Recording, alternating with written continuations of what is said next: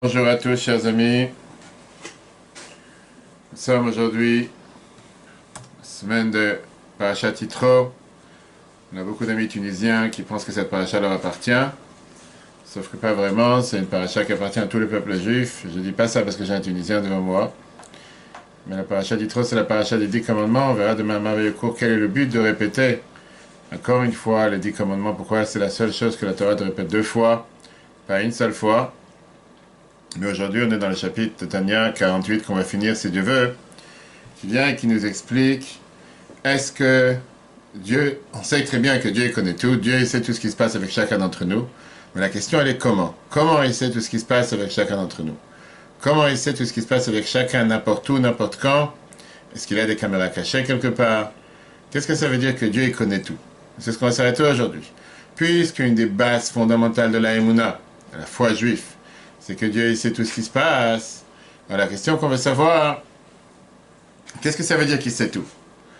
C'est très bien le fameux débat sur l'Ashgacha pratique. Est-ce que le fait que Dieu il sait tout, ça veut dire que je ne peux pas décider moi-même ce que je veux faire, parce que de toute façon, il sait ce que je vais faire? Quelle est la différence entre qu'est-ce que ça veut dire que Dieu il sait quelque chose et que nous savons quelque chose? Ce cours aujourd'hui qui est la fin du chapitre 48, le troisième cours sur le chapitre 48 de Tanya, va nous apprendre justement en profondeur. Qu'est-ce que ça veut dire Yediat Hashem? Qu'est-ce que ça veut dire que Dieu connaît tout? Très très riche. Le cours précédent, bien sûr, on peut le revoir sur l'application eTorah, eTorah sur Google et Apple, et sur les podcasts Spotify, Apple, Google, etc. Une merveilleuse histoire qui est racontée par le fameux chassid Reb Mendel Futterfass, qui a souffert lui-même en Sibérie par ce qui propageait le judaïsme une fois, et il avait beaucoup d'histoires très intéressantes, de métaphores très intéressantes. Une fois, il est arrivé dans un hôtel un businessman, quelqu'un très honorable. Mais le problème, c'est qu'il est arrivé à l'hôtel. Tout le monde savait qu'il était dans l'hôtel, ce grand businessman, mais personne n'a vu se promener dans les couloirs. C'était pas quelqu'un qui, on va dire, il fréquentait les grands lounges, les grandes salles. On se demandait qu'est-ce qui se passe, pourquoi on ne le voit pas. Et s'il sortait au repas, il prenait avec lui un petit carnet et il notait tout. La troisième semaine, il y a eu une histoire bizarre. De la chambre, on a entendu un grand cri. Le patron d'hôtel, il vient voir ce qui se passe dans la chambre, il défonce la porte et il voit qu'il est tombé par terre comme évanoui. On le voit, il ne réagit plus. Ils ont compris certainement qu'il y a ici quelque chose de criminel. Ils ont appelé la police. Ils ont essayé de parler avec la personne. Qu'est-ce qui se passe? Et il lui raconte que tout a commencé il y a 3 semaines. J'ai acheté un billet de loto. Un billet de loterie. Et j'étais sûr que j'allais gagner. Et j'étais en train de rêver, qu'est-ce que je vais faire avec ce grand prix? Et donc, j'ai pensé à louer une chambre d'hôtel pour savoir qu'est-ce que je vais faire avec ces milliards et des milliards que je vais gagner. Après 2 semaines, j'ai pensé que la meilleure des choses, c'est d'investir dans l'immobilier. Valeur sûre, le bitcoin, le plus sûr possible. Et j'ai commencé à réfléchir comment ils vont avoir l'air, les bâtiments, comment ils vont avoir l'air les chambres, combien d'étages il y aura dans chaque maison, dans chaque bâtiment. Après, je me suis dit, qu'est-ce qui se passe si quelqu'un va acheter un appartement? Et il va vouloir, dans cet appartement, accrocher la photo de sa grand-mère dans le salon. Et il va faire un trou avec un clou. Et c'est pour ça que je me suis évanoui. Tu te rends compte? Alors l'investigateur de la police, il lui demande, je comprends pas. C'est déjà, tu as gagné tellement d'argent. Et en plus, tu as des bâtiments. Et en plus, tu as tellement de terrain, etc. Et que dans un appartement, il y a quelqu'un qui fait un trou dans le mur. Ça, c'est une raison pour s'évanouir. Écoute ce qu'il a répondu à la personne. La personne, il a dit la chose suivante. C'est encore la métaphore de mettre le foot à face. Tout ce que tu as dit, c'est vrai, si l'argent, je l'avais dans ma poche, et les bâtiments existaient, les terrains existaient, tout était présent, et que dans une simple habitation, dans un appartement, dans tel ou tel étage, il est quoi que quelqu'un aurait mis un trou dans le mur. Mais là, pour l'instant, il n'y a rien dans le mur, tout est dans ma tête. Puisque tout est dans ma tête, alors je vais te demander si on te mettrait un clou dans la tête, tu vas pas t'évanouir. Et donc, la question du débat est la suivante. Est-ce que le clou, il est dans la tête, ou le clou, il est dans l'appartement? Ça, c'est exactement la métaphore que Mendel Futterfass a donnée pour comprendre la différence entre ce qu'on appelle nous savoir et Dieu savoir. Comment Dieu il sait les choses et comment nous savons les choses. C'est vrai que tu parles du clou qu'il y a dans la maison, dans le mur, mais la pensée elle se trouve dans la tête. Et donc au final, le clou il est dans la tête, il n'est pas dans le mur. Puisque le mur il n'est pas encore là. Est-ce qu'on va voir aujourd'hui la différence de comprendre quelle est la différence ou la divergence, comment Dieu connaît quelque chose? Qu'est-ce que ça veut dire? Il dit à Hachem, Dieu il sait quelque chose, il sait ce que tu fais. Il te surveille H24. Et comment ça se passe avec la connaissance d'un humain? Il y a 3 types de connaissances. Il y a une connaissance qui s'appelle une Idia Makifa, qui veut dire qui est plus superficielle, partielle, générale. Tu ne connais pas vraiment les détails. Si je te demande pourquoi le produit que tu vends, c'est un produit qui va pouvoir nettoyer le sol, tu n'as pas vraiment l'idée pourquoi. Pourquoi ce produit, pas un autre produit. Tu sais que ça, parce qu'il a un tel, je sais pas, telle quantité de javel, telle quantité de détachant. C'est pour ça que tu sais pas quel est l'aspect qui fait que ce produit chimique est mieux qu'un autre. Fameuse phrase qu'on dit à chaque fois dans l'Haftara des jeunes. Vos pensées ne sont pas mes pensées, vos manières d'agir ne sont pas mes manières d'agir. Et donc tu ne peux pas essayer de comprendre comment Dieu comprend les choses et comment nous comprenons, parce que c'est totalement différent. Alors comment Dieu sait ce qui se passe sur Terre? Nous, on n'a que la manière d'expliquer en fonction de comment nous comprenons les choses. Caméra cachée, est-ce que tu as envie? Et troisième point, connaître l'essence de la chose. Est-ce que nous savons les choses de la manière comment Dieu les sait? Comme je t'ai dit plusieurs fois, comme on a vu plusieurs fois dans le Tanya, dans le chapitre précédent, quand tu regardes ton corps, quand je vois ton corps de l'extérieur, tu vois rien. On avait le débat lundi soir pendant la fête de Toubijat, il y avait un jeune qui était là et qui m'a dit, je me demandais est-ce qu'il a un cœur. Il m'a dit oui, je sais pourquoi. Je sais parce que je le ressens. Je sais qui te dit que c'est un cœur. Tu as vu ton cœur. On t'a mis une fois ton cœur sur la table. On t'a dit que tu as un cœur. Tu as fait un IRM, on t'a montré l'image. Qu'est-ce que tu comprends? Des images noires avec des petits traits par-ci, par-là. Qu'est-ce que c'est que tu as compris? Donc tu sais, on va dire que c'est une connaissance générale, globale, tu sais que tu as un cœur. Tu l'as jamais vu, c'est pas que tu sais c'est quoi ce cœur. Et disons que Dieu nous en préserve, tu vois un cœur sur la table, cœur des animaux par exemple. Qu'est-ce que tu comprends? Un morceau de viande plein de rouge, un morceau plein de sang, qu'est-ce que tu comprends? Ça c'est ce qui fait vivre la personne. C'est pas ce qu'on appelle une connaissance profonde de l'essence de la chose, qu'est-ce que c'est? Connaissance générale. Pourquoi ce cours aujourd'hui? Parce que ça vient suivre ce qu'on a vu la dernière fois. On a vu dans le chapitre précédent qu'on peut voir sur l'application Etora à Spotify. On a vu que quand on dit que Dieu il survole le monde, Sovev Kolalmin, ou bien que la lumière de Dieu elle pénètre dans les mondes, c'est pas le sens simple, si tu te rappelles ce qu'on avait vu longuement, la différence entre le Tzimtzum Kipshuto, si on dit que les contractions par laquelle Dieu il a dû faire pour éclairer sur terre, est-ce que c'est dans le sens simple du terme, ou c'est pas dans le sens simple du terme? On a dit, mais en vérité, le monde, la lumière de Dieu se trouve dans le monde de la manière la plus claire possible, sauf que toi tu la vois pas. Le fait que tu la vois pas, c'est ton problème, c'est le problème à chacun d'entre nous. Ça ne veut pas dire qu'elle ne se trouve pas là. Et donc pour ça, l'Admor Zaken, il a expliqué un exemple avec des choses que nous pouvons comprendre dans la vie de tous les jours, qui était le plus simple. Qu'est-ce que ça veut dire quelque chose qui est superficiel et quelque chose qui est profond? Quand tu parles de quelqu'un qui a une connaissance superficielle dans n'importe quel domaine, ça veut dire que tu ne connais pas les détails de la chose. Tu connais les choses de manière superficielle. Mais la réalité, elle est que quand tu dis une connaissance superficielle, ça veut dire que ça inclut tous les détails dans tous les sens. Ça, c'est ce que ça veut dire quand tu dis c'est maquif. Ça enveloppe. Ça enveloppe, ça veut dire que ça inclut tout le reste. Jusqu'au moindre détail. Maintenant, tu as quelqu'un qui a approfondi dans la connaissance et qui ne connaît pas les choses de manière superficielle, mais il rentre dans le moindre détail jusqu'à ce qu'il connaisse le plus grand détail possible. Et tu as quelqu'un qui n'est pas intéressé à rentrer dans les détails. Néanmoins, cette connaissance est toujours appelée une connaissance théorique. Théorique, pardon. Tu veux dire, tu ne rentres pas dans la connaissance physique, concrète de la chose que tu veux savoir. Il y a encore deux choses qui sont totalement séparées. Le connaisseur et la chose que tu connais. Quand tu penses au clou, théoriquement parlant, le clou se trouve dans ta tête. Mais ce n'est pas le clou physique qui se trouve dans la maison. Quand tu parles de Dieu, la connaissance de Dieu, c'est une connaissance qui pénètre dans les moindres détails de l'existence sur Terre. Ce n'est pas une connaissance superficielle.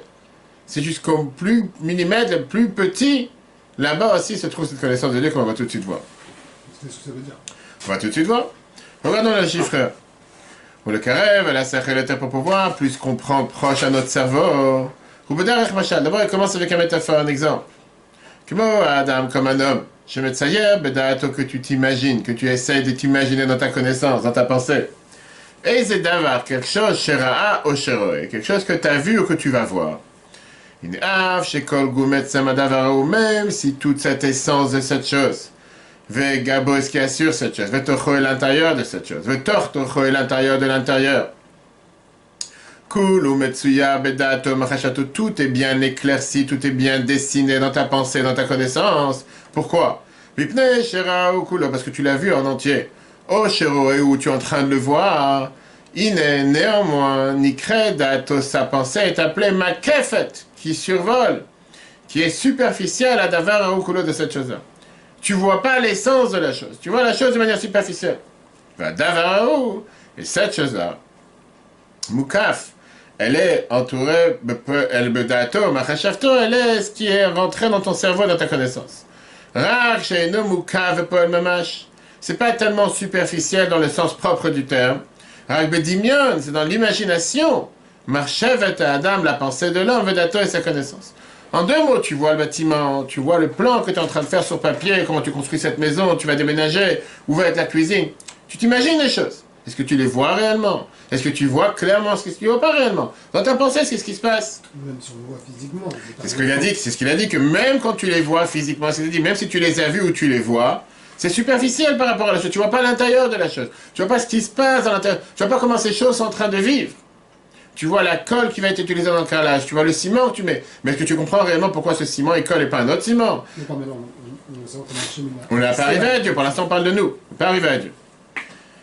Maintenant, pour ça, il te dit, pour comprendre comment Dieu connaît les choses, pour ça, il faut d'abord comprendre deux types de connaissances que nous avons. Nous avons ce qu'on appelle une connaissance extérieure et une connaissance intérieure. Ou bien une connaissance superficielle et une connaissance profonde. Prenons une pièce. Dans cette pièce, tu as les murs, tu as les tables, tu as les chaises, tu as des objets, tu as des livres, etc. Maintenant, quand tu demandes à quelqu'un, tu es assis à côté de monsieur tel, à côté d'Hervé par exemple, est-ce que la personne qui est à côté de toi, il est calme ou il est coléreux? Avec quel moyen tu vas pouvoir détecter et savoir s'il est calme ou il est nerveux? Il va te dire que s'il a un visage souriant, il est calme. S'il a un visage énervé, il est coléreux. Ok, ça c'est superficiel.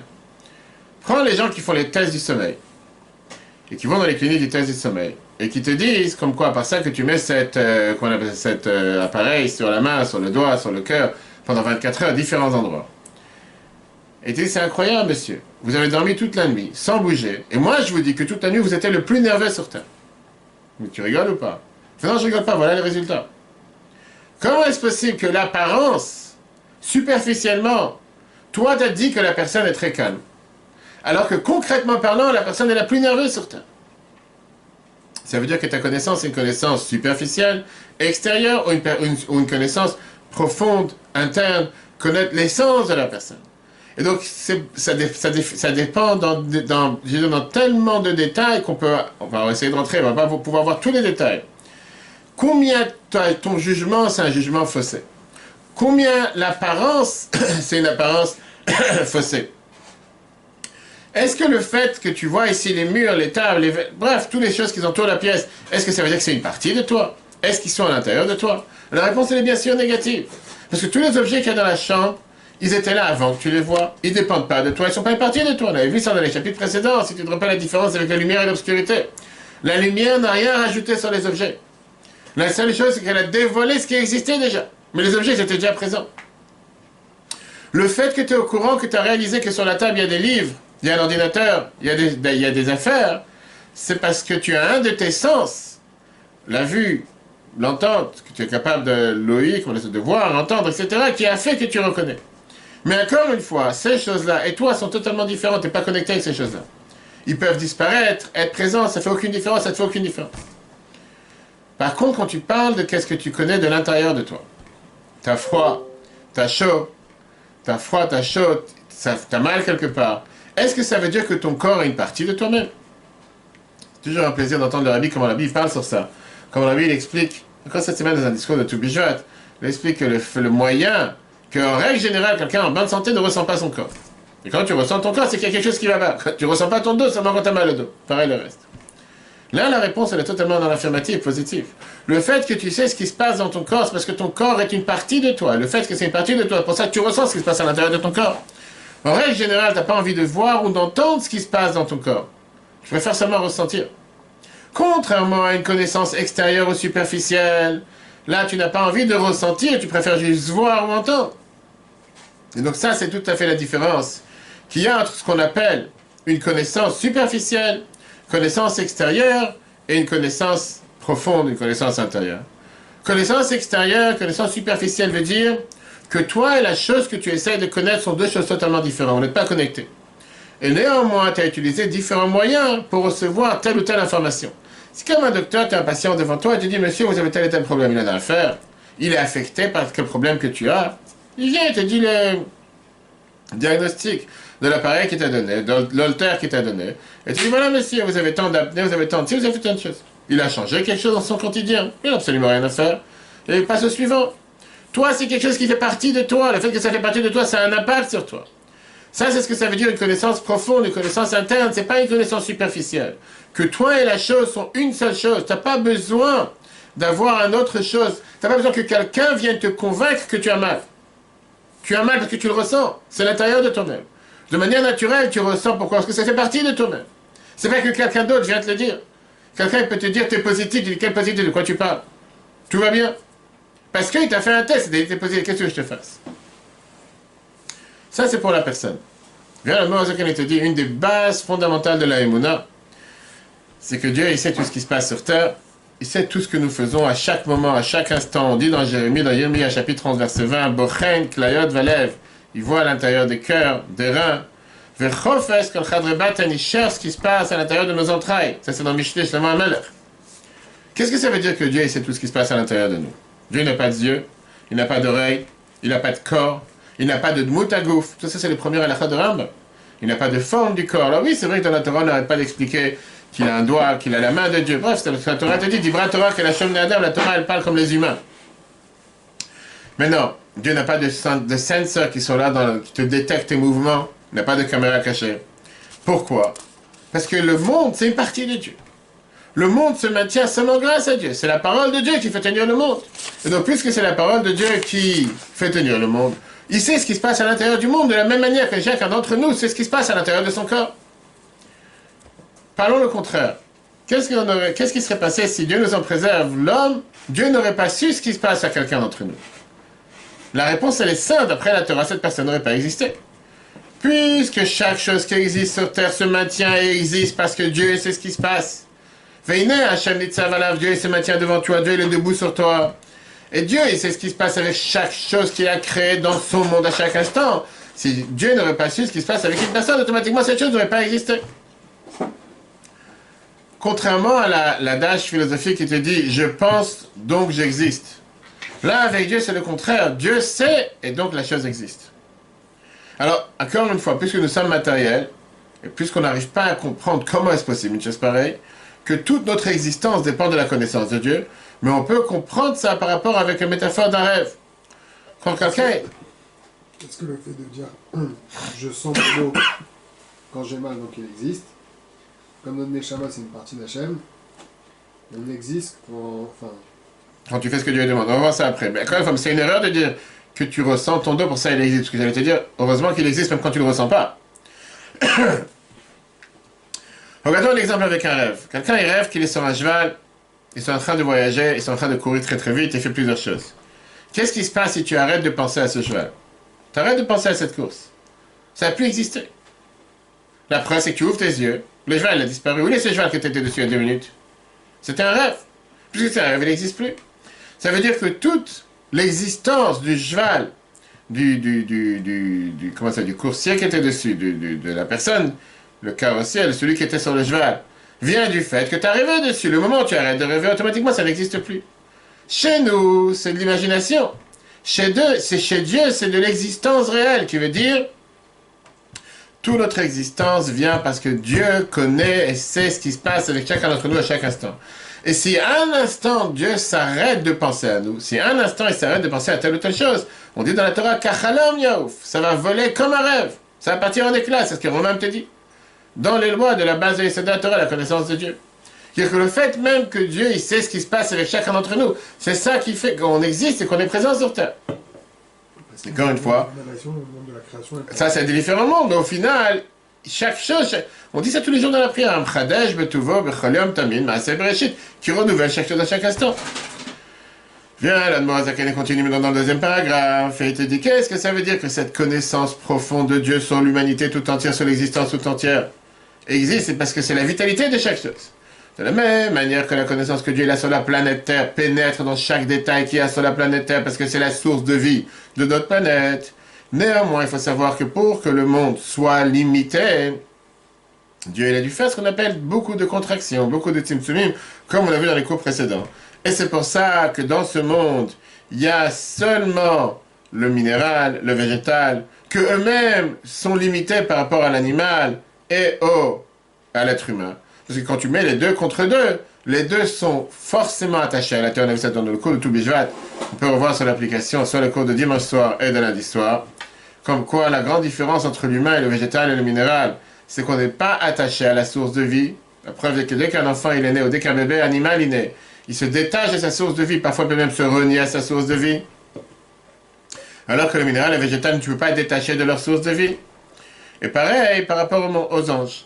Ah, voilà, Kadosh Baruch Hu, mais Dieu dit-il, c'est écrit pour lui. Comme on voit que c'est écrit dans la Haftara qu'on dit à chaque fois le jour de jeûne, dans Ishaïa, chapitre 55. Kilo, marchez votre mes pensées sont pas tes pensées. Aremachashav, tovedato, la connaissance de Dieu. J'ai aidé à Kolan Ivraim qui connaît toutes les créatures. Makef est l'enveloppe, Kol Nivra, venivra toutes les créatures sur terre. Mais Rosh Vatartito, depuis le début jusqu'à la fin, de sa tête jusqu'au plus bas, avec Toch et son intérieur, avec Toch et l'intérieur de son intérieur. Hakol, tout est enveloppé par la pensée de Dieu, mais pas le match de manière réelle. Le Machal, par exemple. Kadour Haaretz Alazo, cette planète Terre. Aridiat, la connaissance de Dieu, Makef, est enveloppe, Kol, vit toute l'épaisseur. Kadour Haaretz de la planète Terre, V'chol, Asher, Betocho, tout ce qui est à l'intérieur de lui. Betor, Tocho, à l'intérieur de l'intérieur, Atartito, jusqu'au niveau le plus bas. Hakol, Bepoel, Mamash, tout de la manière la plus concrète. Pourquoi? Charé, il dit Azou, parce que cette connaissance de Dieu, Hirchayut, ça c'est la vitalité de Kol, Ovi, toute l'épaisseur, Kadour, Haaretz, Kulo, de toute cette épaisseur de la planète Terre. Veitavuto, c'est ce qui le fait créer, ce qui le fait exister, mais à Inayesh, du néant à l'existant. Rak, seulement. Chez Aya, que cette planète Terre, elle n'aurait pas existé, Mitave, elle n'aurait pas été créée que Mocheu Ata, comme elle est maintenant. Bal, Vul, Vetachlit, en étant limité avec un certain but et une certaine limite. Vechayut, Mouetet, Meod, avec une vitalité tellement limitée, tellement diluée, que des prinades de même sommaire, comme par exemple le minéral et le végétal, Imlo, Aledei, Tzimtzumim, Rabim, Ve'atzumim, comme on l'a vu dans les paragraphes précédents. S'il n'y aurait pas eu toutes ces contractions nombreuses et puissantes, chez Tzimtzumu, qui ont dû contracter à Or, la lumière, vers Chayut et la vitalité, chez Nitlabesh, le cadeau à Haaretz, qui s'attache, qui s'est habillé dans la planète Terre, la Chayoto pour le faire vivre, ou le Kaimo le faire maintenir, Biprinat, Vulvetach, de manière limitée, ou Biprinat, Dom et Betsamer, Bilvad, en étant minéral et végétal, comme on a dit tout à l'heure que l'animal et l'être humain sont détachés de la Terre. Ce qui veut dire que bien sûr que Dieu il est à l'intérieur de chaque chose, et c'est grâce au fait qu'il connaît chaque chose, c'est pour ça qu'il fait en sorte que chaque chose se maintienne, sauf que la lumière divine est totalement limitée, diluée du fait que si jamais elle aurait été déconnectée, elle aurait été trop puissante, le monde n'aurait pas pu exister. Mais ce qui n'enlève en rien que s'il n'y aurait pas eu cette lumière sur la planète, il n'aurait pas pu connaître, il n'aurait pas pu savoir, il n'aurait pas pu vivre, il n'aurait pas pu exister. Sur cette différence qu'il y a entre une imagination, une connaissance comme un rêve et une connaissance réelle, ça c'est la différence, la manière comment nous connaissons les choses. Que nous on est plutôt dans un rêve et Dieu connaît les choses de manière réelle.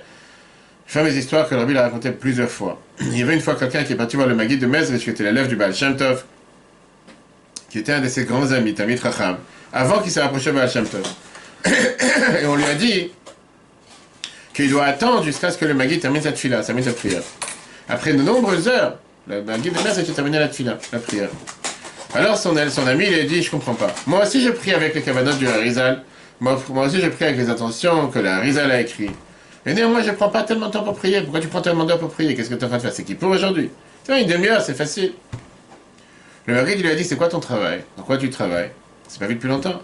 Il lui a dit, de temps en temps je voyage à l'expo, sans des expositions à Leipzig. Et là-bas j'achète des marchandises. Ma femme elle vend ça dans le magasin, et moi j'ai le temps pour apprendre. Donc de temps en temps je vais à l'exposition, je commande plusieurs matériaux, ça me prend 2-3 semaines de voyage, etc., etc. Et après, j'avance ça dans mon magasin et ma femme le vend. Ok. Le Maguide, il lui dit, je comprends pas une chose. Combien de temps tu prends le voyage?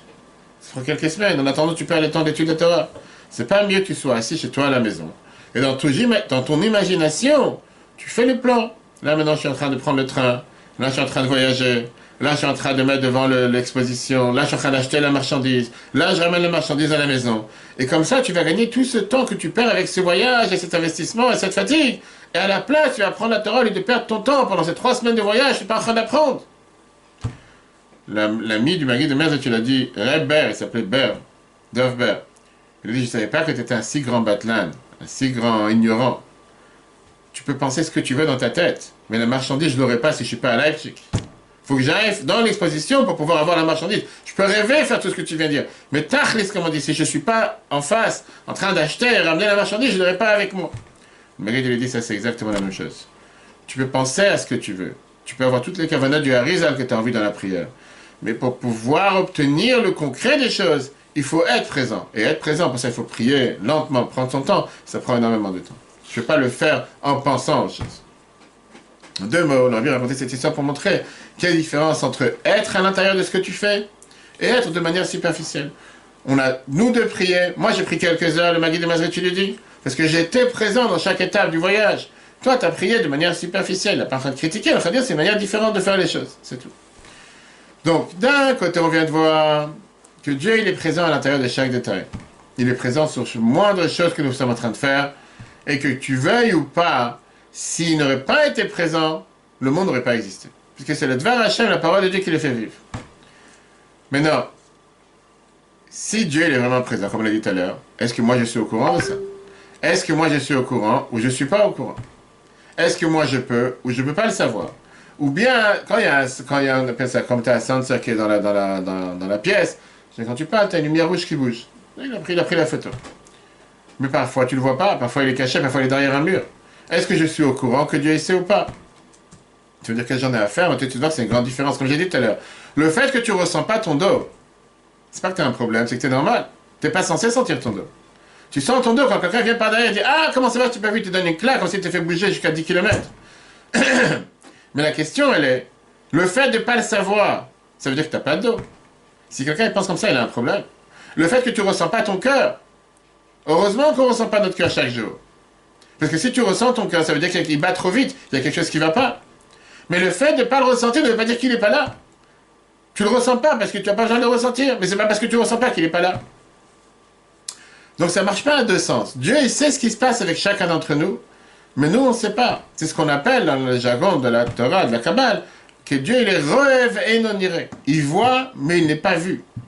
C'est-à-dire que même si quand nous on voit et on connaît quelque chose, c'est pas qu'on connaît le fin fond de la chose. On connaît la chose de manière superficielle. Mais Dieu qui connaît les choses de manière infinie. Et c'est une partie de nous. À l'intérieur de nous, il nous connaît de ce que nous faisons. De la même manière que nous ne pouvons pas comprendre Dieu, on peut que comprendre ce qu'il n'est pas. Et même ça, c'est pas totalement entier. De la même manière, on ne peut pas comprendre comment il nous connaît. Et comme les grands savants du peuple juif ont dit la fameuse phrase, « Ilou yedativ avitiv » si jamais j'aurais connu Dieu, j'aurais su qui est Dieu, j'aurais été Dieu. Mais je ne suis pas Dieu, donc je ne peux pas savoir qu'est-ce qu'il est Dieu. Tout ça, ça vient de ramener à la conclusion qu'on a vue dans le chapitre précédent. Qu'est-ce que ça veut dire? Quand on dit que la lumière de Dieu elle enveloppe les mondes, sauf Efkolamim, qu'on a vu dans les Zohar, ça ne veut pas dire qu'il est là de manière superficielle, mais qu'il ne pénètre pas dans les mondes, parce que ça serait simplement une idolâtrie de dire que Dieu a créé les mondes et s'est retiré après, comme beaucoup d'autres croyances. Mais ça veut dire que cette contraction que Dieu a fait, ce n'est pas une contraction dans le sens simple du terme, qui s'est contracté et s'est retiré. Non, mais au contraire, il est à l'intérieur des mondes et néanmoins il est considéré être sauvève autour et pas à l'intérieur. Comment tu peux avoir les deux ensemble? Comment tu peux être à l'intérieur et considérer qu'il est aussi, il est aussi superficiel à l'extérieur du monde? Tout d'abord, nous ne comprenons pas c'est quoi la lumière de Dieu. Tu ne la vois pas cette lumière. Et donc c'est par rapport à nous, cette lumière, elle nous entoure, elle ne pénètre pas à l'intérieur de nous. Par rapport à Dieu, cette lumière, elle pénètre. Pour moi, je ne la vois pas à l'intérieur de moi. Et la preuve, c'est qu'on a dit qu'à tel point on est grossier, c'est que tu peux avoir quelqu'un qui vit grâce à Dieu et qui se révolte contre Dieu. Et qui fasse des choses contre Dieu. Si c'est Dieu qui le fait vivre, comment tu peux faire quelque chose contre la volonté de Dieu? Parce que c'est tellement méconnaissable, on ne ressent tellement pas, qu'on peut parfois se dire que Dieu n'existe pas. Mais ça, c'est de l'autre côté. Ce qui n'empêche pas qu'au moment où tu dis qu'il n'existe pas, il existe et te fait vivre. Et c'est lui qui te donne la possibilité de dire que tu n'existes pas. Ça, c'est ce qui te dit la différence. La Moazak, elle t'explique qu'au final, cette connaissance, cette idée à Hachem qu'on a, connaissance de savoir qu'est-ce qu'il est Dieu, c'est une partie de nous. Et c'est pour ça qu'il t'amène la fameuse phrase que Rambam te dit dans les premières lois de Rambam, qu'on a l'habitude d'apprendre tous les jours. Hu amada, hu ayodea, vehu ayadua. Dans la connaissance humaine, on a trois composants. Tu as la personne qui connaît, tu as le cerveau par lequel tu apprends les choses, et tu as l'objet que tu es en train de connaître. Par rapport à Dieu, Dieu connaît le monde, il n'y a pas trois composants. Pour Dieu, tout est un. Dieu lui-même, c'est le Yodéa, c'est celui qui sait. La connaissance, c'est Chochmat Hashem, la sagesse de Dieu. Hayadoua, le fait de connaître ce qui se passe dans le monde, ces trois sont une chose. C'est pas comme pour nous. T'as toi, ton cerveau et le verre. Non, pour Dieu, c'est tout un. Il n'y a pas de distinction entre les trois. Comme j'ai dit, pour nous, c'est difficile de comprendre une chose pareille, parce que la manière de connaissance que nous avons est totalement différente. Viens, l'Admo Azaken, il te résume ce qu'on vient de voir jusqu'à présent. Et te dit, il faut savoir que d'un côté, la connaissance de Dieu, c'est une connaissance qui est infinie. Et c'est pour ça qu'elle ne s'habille pas dans les mondes, parce que le monde, il est limité. Infini n'a rien à voir avec le monde. De l'autre côté, c'est pas pour autant qu'elle ne pénètre pas dans le monde, elle pénètre dans le monde, puisque le monde entier existe seulement grâce à lui. Et ça, c'est la différence entre sa connaissance et notre connaissance. Ah, il y a des Atoïd Barach, mais la connaissance de Dieu, Amuchedet, qui est particulière, Bemaouto, Vatsmuto dans son essence. Et donc, qu'est-ce qu'elle est? Pourquoi? Comme Maïmonide nous dit. Kiyu Amada, parce que lui, c'est la science. Ou Ayodéa, lui, c'est le connaisseur. Ou Ayadoua, lui, c'est la chose qu'on connaît. Obédi atatsmo kaviachol. Et si on peut dire par rapport à la connaissance de Dieu, Yodéa kolanivraim, il connaît toutes les créatures. Velo biedi pas avec une connaissance chez Chutz Mimenu, qui est en dehors de lui. Qui dit à ta Adam comme la connaissance de chacun d'entre nous. Que tu vas maintenant dans un cours, tu vas dans un séminaire, tu vas commencer à apprendre quelque chose de nouveau que tu ne connaissais pas jusqu'à présent. Kikulam nimtsaim ambitatoy bar, parce que tout existe de sa vérité, de ce qu'il est, de sa béni soit-il. C'est-à-dire que chez Dieu, la connaissance, le connaisseur et la chose qu'il connaît, ce sont une seule chose. Alors que chez nous, tu as du mal à comprendre. Le verre, il n'est pas en dehors de ta tête. L'ordinateur, il est en dehors de ta tête. Il n'est pas dans ta tête, c'est pas une partie de toi. Cette chose-là, la connaissance de Dieu, personne ne peut le comprendre réellement de quoi on parle. Tu ne comprends pas pourquoi? Parce que dans notre tête, c'est difficile à comprendre. Qu'est-ce que ça veut dire que tu comprends quelque chose qui est à l'intérieur de toi? Tu vas apprendre une nouvelle science, c'est pas à l'intérieur de toi. Et cette science, elle reste détachée par toi. Alors, il dit, mais cette connaissance, puisqu'elle est totalement infinie, et Nadikret d'un côté, elle n'est pas appelée Beshemit la Beshet, elle n'est pas appelée qu'elle s'habille, Bekado Haaretz, dans le ballon de la Terre, dans la planète Terre. Pourquoi Shubal Vulvetachit? Parce que c'est une planète qui est totalement limitée. Elle a ma kafet vesovevet, mais elle enveloppe, elle entoure. Afshi diazo, mais néanmoins, malgré que cette connaissance de Dieu, c'est pas l'imagination comme nous, mais elle est collèle, elle enveloppe kolovio, vetocho, toute l'épaisseur et l'intérieur du ballon de la Terre. Mais pas elle mamage concrètement. On m'avait auto, elle le fait créer, elle le fait maintenir. À l'aider et par ça, mais à une ayage du néant, à l'existence, cette connaissance de Dieu, comme on l'a expliqué dans les autres mots. Je veux dire, le fait d'avoir cette connaissance, c'est automatiquement cette source de vie. Ah, tu vois pas comment ça marche? Pas parce que tu vois pas comment ça marche que ça n'existe pas. Moi, chez de ça avait été connu comme quelqu'un qui avait une énorme avat Israël, l'amour du prochain. Et lui, il avait l'habitude de dire comme ça, j'ai appris l'amour du prochain d'un non-juif, d'un goy. Une fois, je suis passé devant une auberge. À l'époque, on restait avec tous ces auberges où les gens allaient picoler le soir et se saouler, vomir, etc. J'ai vu deux non-juifs qui s'embrassent l'un à l'autre. Un, il a demandé à l'autre, il lui a dit, est-ce que tu m'aimes vraiment? L'autre a dit, bien sûr, je t'aime le plus profond de moi-même. Il dit, si c'est comme ça, dis-moi ce qui me fait mal. Et l'autre, il lui a répondu, comment je vais savoir ce qui te fait mal? Tu m'as jamais rien dit. Le premier, il a dit, si tu sais pas de toi-même ce qui me fait mal, ça veut dire que tu m'aimes pas vraiment. Parce que si tu m'aurais aimé vraiment, tu aurais su où j'ai mal. Moi, j'ai dit ça veut dire, à ce moment-là, j'ai appris que quelqu'un ne peut pas aimer l'autre vraiment si tu ne sais pas ce qui lui manque. Si tu n'es pas capable de comprendre ce qui manque à l'autre, ça veut dire que tu ne l'aimes pas vraiment. Parce que si tu aurais pu te mettre à sa place, en deux mots, si tu aimes l'autre comme toi-même, tu sais où tu as mal, tu aurais dû savoir où l'autre il a mal, tu sais ce qui l'autre lui manque, comme tu sais ce qui te manque à toi. En deux mots, ce débat entre cette connaissance extérieure et cette connaissance intérieure, l'ami, il a dit que quoi? Qu'il ne sait pas ce qui lui fait mal, pourquoi? Parce que par la connaissance superficielle, il n'a reçu aucune information sur la douleur de l'autre. Mais si tu n'aurais pas eu juste une connaissance superficielle de la personne, mais une connaissance interne de la personne, tu aurais su ce qui lui fait mal. C'est ça que leur premier lui a répondu en lui disant qu'un vrai amour, c'est pas un amour superficiel. Connaître l'autre superficiellement, connaître l'autre de la manière la plus profonde, de la manière interne, savoir ce qui lui manque à la personne, ce qui lui fait mal. Tu es obligé de ressentir l'autre comme une seule existence. Et de manière naturelle, tu dois sentir ce qui se passe avec l'autre. Et ça, c'est la différence entre la manière comment nous regardons les choses et comment Dieu connaît les choses.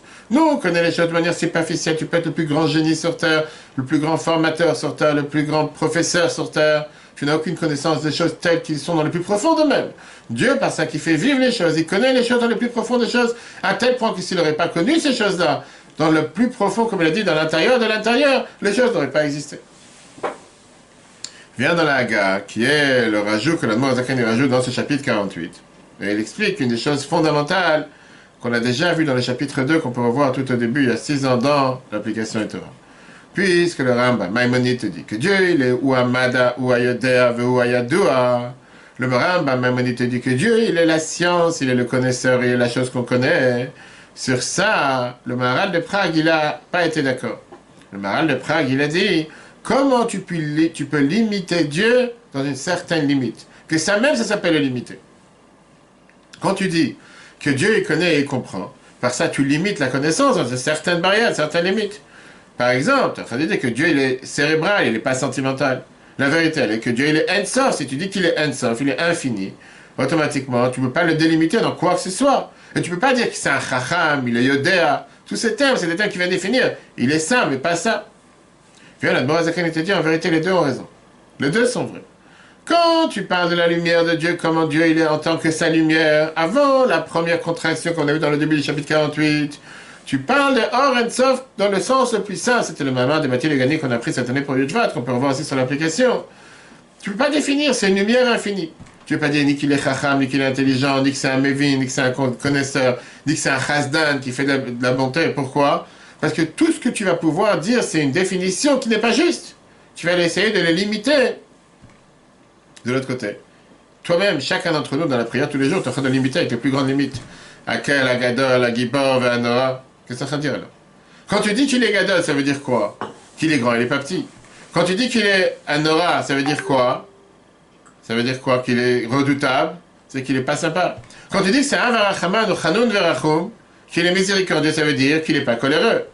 Donc toi-même, tu es en train de le définir, donc faut que tu décides. Si tu dis que c'est Or and Sof, comme le Maharal veut dire, et tu ne peux pas le définir dans aucune forme, la Admor Zaken te dit, je suis d'accord avec toi, vas-y, viens, cours avec. À ce moment-là, comment tu as toute la Torah, toute la Tfila, c'est en train de le définir. Donc tu es bien obligé de dire que les deux sont vrais. Qu'est-ce que ça veut dire les deux sont vrais? D'un côté, c'est vrai que quand tu parles de la lumière de Dieu, qui est infinie avant d'avoir eu cette contraction pour la donner la naissance au monde, tu ne peux pas la délimiter, je suis totalement d'accord avec toi. Et quand tu parles de la lumière de Dieu qui vient après cette contraction, quand Dieu il a dû se contracter avec les sphères, les 10 sphères, les 10 attributs avec lesquels il a créé le monde, là tu es obligé d'avoir des limites, tu dois donner des limites. Chokhmah, c'est Chokhmat Hashem, qui est la sagesse de Dieu. Après ça, tu as Bina, qui est l'intellect, Chesed, qui est la bonté de Dieu. Et donc il te dit, le Maharal n'est pas en contradiction. Le Maharal, c'est pas qu'il est opposé à ce qu'on vient de dire. C'est pas que le Maharal, il débat sur le Rambam, sur Maïmonide. Le Maharal, il te parle de la lumière de Dieu, comment elle est avant la contraction, avant le Tzimtzum. Vient Rambam, Maïmonide, il t'explique, par rapport à nous, dans le livre d'Alachot, la lumière de Dieu qui est après le Tzimtzum. Et ça, c'est ce que l'Admor Zaken te dit ici dans cette phrase, dans la Haga. Comme le Maïmonide écrit, que cette connaissance de Dieu fait partie de Dieu. Ils ont été d'accord avec lui, tous les grands savants de la Kabbale. Que moi, chez Katoub, Pardes, Merama, comme c'est écrit dans les Pardes du Rama, et Moshe Kordover, Rosal, etc. Et le Morazek a dit, Vecheinu, c'est pareil, le fils Kabbalat à Harizal. Le Harizal, il est aussi d'accord avec ça. Que lui nous a dévoilé le secret du Tzimtzum, de cette contraction. Que d'après lui, la lumière de Dieu, elle est infinie, tu ne peux pas la délimiter ou la définir dans aucun terme. Alors comment tu peux dire que la connaissance de Dieu fait partie de lui? Mais il te dit que les paroles de Rambam sont vraies quand on parle de Soda Tzimtzum, Veitapshu de Rab Kelim, qui veut dire, une fois qu'il y a eu la contraction, une fois que la lumière a été habillée dans les différents ustensiles, récipients, que Moshe Nidbael, le Père Ekbet, comme on a expliqué plus tôt dans le deuxième chapitre. Si on résume ce qu'on a vu dans ce chapitre 48, 3 cours, on a appris qu'est-ce que ça veut dire la connaissance de Dieu dans les mondes. Contrairement à la connaissance de l'humain, qui enveloppe toutes les choses juste dans l'imagination, la connaissance de Dieu, elle est beaucoup plus interne, elle remplit le monde de manière concrète. Qu'est-ce que ça veut dire que Dieu connaît ce qui se passe dans le monde de la planète Terre? Ça pénètre à l'intérieur du monde, c'est toute la vitalité du monde. Mais comme cette lumière, c'est une lumière infinie, et le monde, il est limité, automatiquement, c'est appelé Sovev Kolamin, qu'il enveloppe le monde, qu'il n'est pas à l'intérieur du monde. Pas pour te dire qu'il n'est pas à l'intérieur parce qu'il ne peut pas rentrer à l'intérieur. Il est à l'intérieur comme il est à l'extérieur, mais la lumière qui est infinie, elle est plutôt le survol, tout en sachant qu'il est aussi à l'intérieur. On a vu dans ce dernier point, ce que le Rambam te dit, que cette connaissance de Dieu fait partie de son essence. Et même la Kabbale est d'accord avec ça, le Harizal est d'accord. Sauf que c'est différent à quel niveau tu parles, si c'est avant la contraction ou après. Quel enseignement dans ça pour nous dans la vie de tous les jours? Dieu sait tout ce qui se passe dans le monde. L'existence du monde, découle du fait que Dieu il sait à chaque instant ce qui se passe dans chaque détail. Et il se trouve dans chaque endroit. Une des choses qu'on peut apprendre, c'est d'avoir ce bitachon. Qu'on répète ça sans arrêt, on a vu ça depuis le début de Parashat Shema, d'avoir cette tranquillité. Parfois on passe des difficultés. Parfois tu passes des déceptions. Parfois des défis à remonter. Et parfois tu as le sentiment d'être tout seul. Parfois tu as la peur que peut-être il y a des forces trop fortes qui vont t'accabler, qui vont t'abattre, qui vont surmonter, qui vont avoir un emprise sur toi. Et quand tu sais que Mimcha Akol, que tout vient de Dieu, tu peux avoir cette tranquillité, cette sérénité dans n'importe quel endroit, dans n'importe quelle situation, qu'on n'est pas tout seul. Dieu il est avec toi dans chaque situation. David Amelech le dit, j'avais vu ça plusieurs fois sur des bases militaires, où j'étais parti voir pour les soldats, comme on va voir si Dieu veut bientôt pour la 17e mission. Gam qui est l'herbe salmavet, lo irara. Même quand je vais aller dans les chemins de la mort, j'aurai pas peur. Pourquoi? Qui atteint, il m'a dit, parce que tu es avec moi. C'est ce que le roi David dit en psaume 23. C'est le fait de savoir que atteint, il m'a dit que toi tu es avec moi. Tu n'as pas peur même quand tu es dans le chemin de la mort. Maintenant, tu n'as pas dit qu'il faut sauter du 10e étage, je ne parle pas de bêtises maintenant. Mais quand quelqu'un il est confronté parfois à une difficulté, à une situation, tu dis, mais comment je vais m'en sortir? Garde la tête froide, il y a un Dieu sur terre. Ce Dieu va faire en sorte que tu vas t'en sortir et tu vas réussir. Et le fait de penser de cette manière, ça même fait en sorte que tu vas t'en sortir. Avec ça, on termine le chapitre 48, c'est un des chapitres les plus profonds du Tanya, parce qu'il t'explique une des bases fondamentales de la Kabbalah et de la Chassidut, le secret de la première contraction du premier Tzimtzum. Récapitulons les trois cours. Le premier cours qu'on a vu, on a expliqué c'est quoi Or Ein Sof. Qu'est-ce que ça veut dire cette lumière infinie? Lumière infinie par rapport à notre monde qui est limité. On a vu que pour ça, il fallait avoir une contraction drastique, du fait que ça s'appelle la première contraction par laquelle Dieu, il a dit, si on peut dire, mettre sa lumière de côté, et il a dit par une file aiguille, qu'on a donné l'exemple avec tous ces examens qu'on fait pour voir un fœtus, etc., avec un fil fin, une aiguille fine, d'une lumière très diluée, contractée, qui n'a aucun rapport avec la lumière infinie de Dieu. Dans le deuxième cours, on a expliqué c'était quoi la lumière Or HaSovev, la lumière de Dieu qui survole le monde, puisque le monde ne peut pas contenir la lumière de Dieu qui est infinie. Donc on a expliqué que Dieu, il a fait en sorte d'avoir une lumière qui se trouve avec la contraction qui n'est pas dans le sens simple du terme, mais c'est pas parce que Dieu il s'est contracté qu'il n'existe pas. Il s'est contracté, ça veut dire qu'il s'est caché. La lumière de Dieu se trouve dans chaque instant, mais on ne la voit pas. Ça s'appelle la lumière qui survole. Comme tu ne vois pas aujourd'hui quelqu'un, je ne sais pas qui respire, tu ne vois pas quel microbe il est en train de respirer. Mais il existe, tu ne le vois pas. Dans le troisième cours, on a vu que cette connaissance, savoir que Dieu existe, c'est pas seulement que c'est une connaissance, ça m'apporte quoi? Ça t'apporte rien. C'est seulement que si ça n'existe pas, si Dieu ne connaît pas ce qui se passe à chaque instant, la chose n'aurait pas pu exister.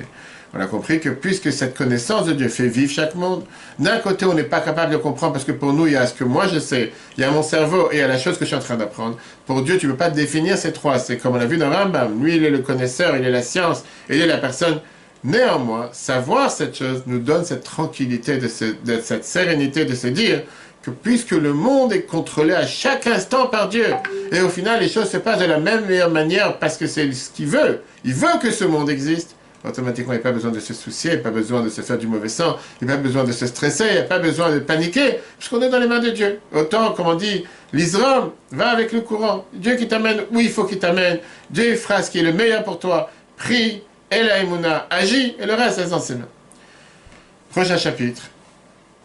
On va rentrer dans tous ces détails de manière concrète, qui veut dire, puisque le Tanya, ce n'est pas juste un livre de philosophie théorique, mais c'est la pratique. Donc, toutes ces bases qu'on a apprises dans le chapitre 48, maintenant, la Noazakim va t'expliquer qu'est-ce que ça veut dire, cette contraction dans la vie de chacun d'entre nous. Comment le reflet, qu'on a vu ça il y a quelques chapitres différents, comment parfois, quand tu regardes sur l'eau, l'eau reflète dans la vie de tous les jours, on verra ça, c'est les deux prochains chapitres, 49 et 50, qui va t'expliquer le reflet sur l'eau et le reflet sur le feu. Et quelle différence entre l'eau et le feu? Pas seulement l'amour qu'on a avec Dieu, mais notre attachement qu'on a avec Dieu. Qu'est-ce que ça veut dire quand on dit dans le Tzeror que Dieu il est grand, il a créé le monde? Qu'est-ce que ça veut dire qu'on continue à Bocher, Bam Israël, Be'av, Dieu il a créé, il a choisi le peuple juif avec amour? Qu'est-ce que ça veut dire Ve'afta et Hashem, tu aimeras? Pourquoi on parle tellement d'amour? On verra la différence entre l'amour avec le feu et l'amour avec l'eau, la différence qu'il y a entre les deux. Puisqu'on vient de comprendre que Dieu il a tout abandonné, qu'il s'est contracté pour pouvoir donner naissance au monde, alors quel sentiment d'amour on peut développer envers lui? Si on ne le voit pas dans la vie de tous les jours, je ne peux pas l'aimer, on va voir comment on le voit dans la vie de tous les jours. C'est à nous de mettre les bonnes lunettes, pas mettre des lunettes noires. Cours en replay sur l'application eTorah sur Google et Apple, Spotify et Apple et Google pour les podcasts. Que Dieu vous bénisse. Très bonne journée à tous et si Dieu veut, à la semaine prochaine.